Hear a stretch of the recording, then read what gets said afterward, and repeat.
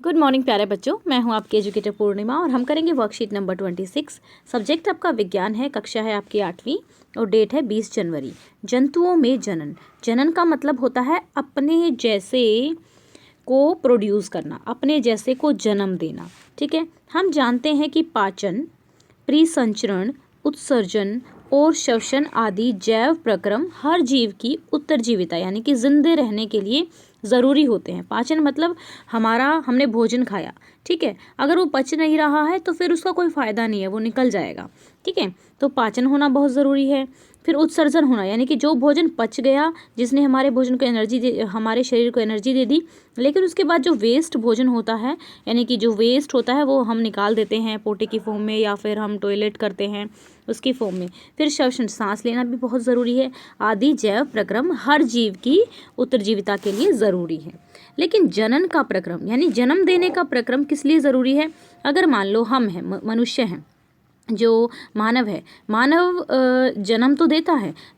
मानव अगर किसी को जन्म ही ना दे, मान ले दो लोग हैं, ए और बी, दो लोग हैं, ये दो हैं, आगे अगर इन्होंने किसी को जन्म नहीं दिया तो फिर मानव रहेगा नहीं। तो किस लिए ज़रूरी है?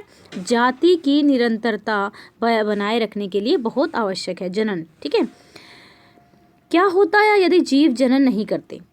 जीव अमर नहीं होते।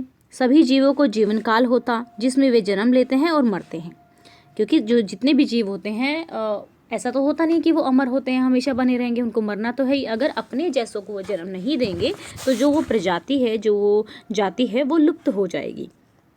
तो जीवन की निरंतरता के लिए प्रक्रम तो होना चाहिए। वह क्रिया जो सभी जीवों को अपने जैसे जीव उत्पन्न करने में मदद करती है वह जनन कहलाती है।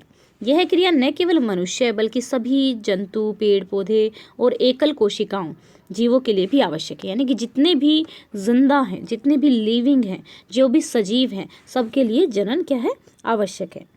यह प्रक्रम हर जीव की जाति की निरंतरता को सुनिश्चित करता है और जीवन को विलुप्त होने से बचाता है। एक आम का पेड़ आम के पेड़ से ही बनता है। हर बार बिल्ली के बच्चे को बिल्ली ही जन्म देती है। आपने विभिन्न जंतुओं के बच्चों को देखा है। तालिका में दिए गए जंतुओं के बच्चों के नाम लिखिए। तो यहाँ पे आपको क्या करना है? बिल्ली का क्या होता है? बिलोटा होता है ना। वैसे तो हम तो घर में बिलोटना बोलते थे, बिलोटा होता है। ठीक है, एंड फिर कुत्ते का क्या होता है? कुत्ते का पपी होता है, ठीक है, या पिल्ला होता है। तितली का क्या होता है? तितली का लार्वा होता है। मुर्गी का चूजा होता है। गाय का बछड़ा होता है। मेंढक का टेडपोल होता है। तो आप किस तरीके से लिखेंगे?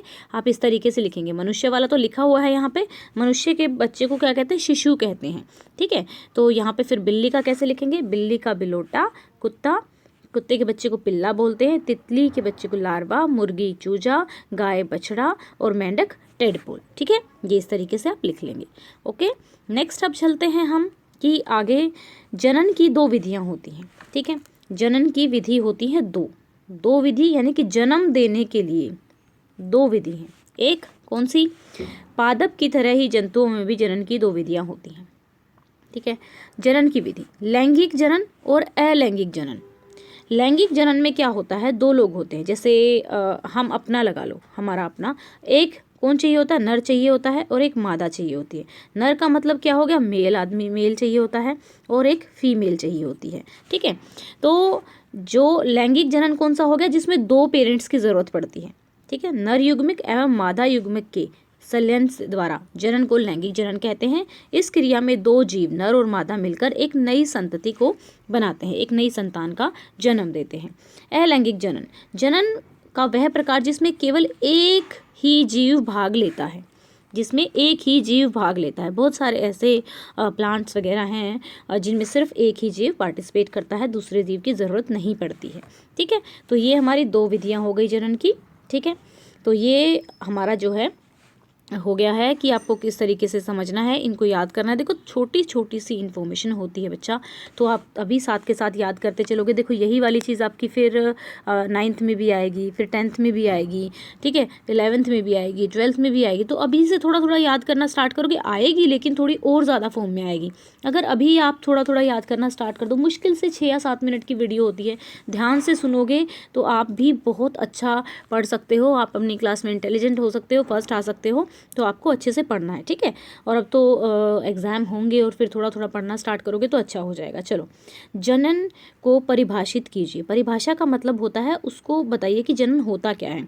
कई बार क्या होता है आपको ना एग्जाम में एग्जैक्ट वर्ड नहीं याद आते हैं, लेकिन अगर आपको ये पता हो ना कि हाँ भाई जनन होता क्या है, अगर आप लिखो जनन होता है जन्म देना, अपने जैसों को पैदा करना, तो वो भी आप लिख सकते हो अपनी भाषा में, आप एग्जाम में लिख कर आ सकते हो, तो आपको एग्जाम में नंबर मिलेंगे। लेकिन आपको उसके लिए समझ में आना ज़रूरी होता है। तो जनन की परिभाषा आप लिखेंगे, वह, एक मिनट,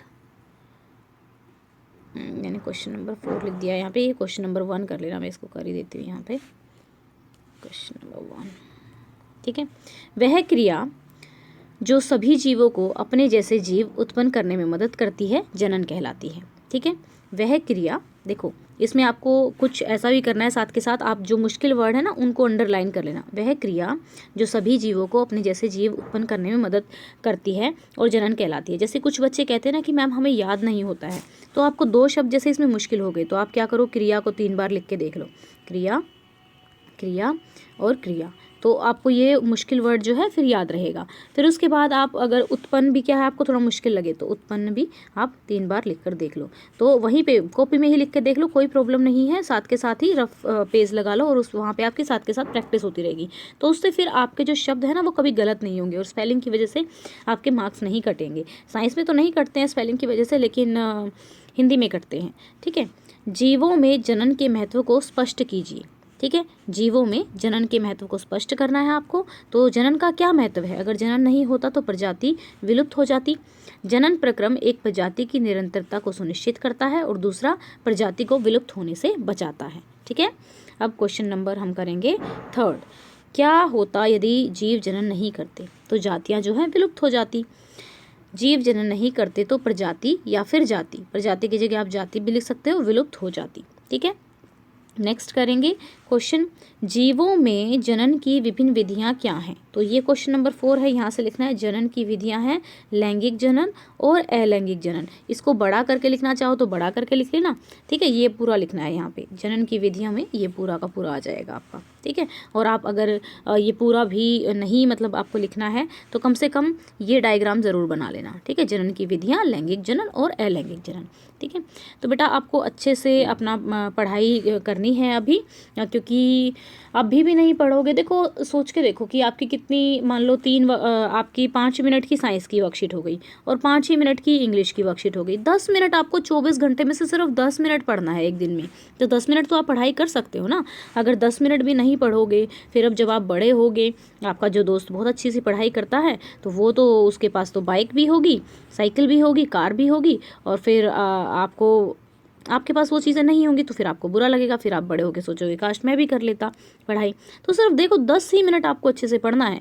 10 मिनट जो मैं बोलती हूँ ना उसको ध्यान से सुना करो, अगर ध्यान से सुनोगे फिर बड़ी क्लासेस में आपको ज़्यादा पढ़ने की ज़रूरत नहीं पड़ेगी, ठीक है। तो अच्छे से पढ़ाई करनी है आपको, और अगर कोई डाउट होता है तो कमेंट करके मुझे ज़रूर बताया करो। और अगर आप मुझे सपोर्ट करना चाहते हैं तो आपको वीडियो को देने 500 लाइक, ओके बच्चा। एंड अगर आपने अभी तक चैनल को सब्सक्राइब नहीं किया है तो चैनल को सब्सक्राइब कीजिए, और आपके जो इंपॉर्टेंट लिंक होते हैं जो आपके लिए ज़रूरी होते हैं वो मैं डाल देती हूँ डिस्क्रिप्शन में, तो वहाँ से जाके आप देख सकते हैं आपके कोई काम का कौन सा लिंक है। ओके बच्चा, thank you, have a nice day, may God bless you.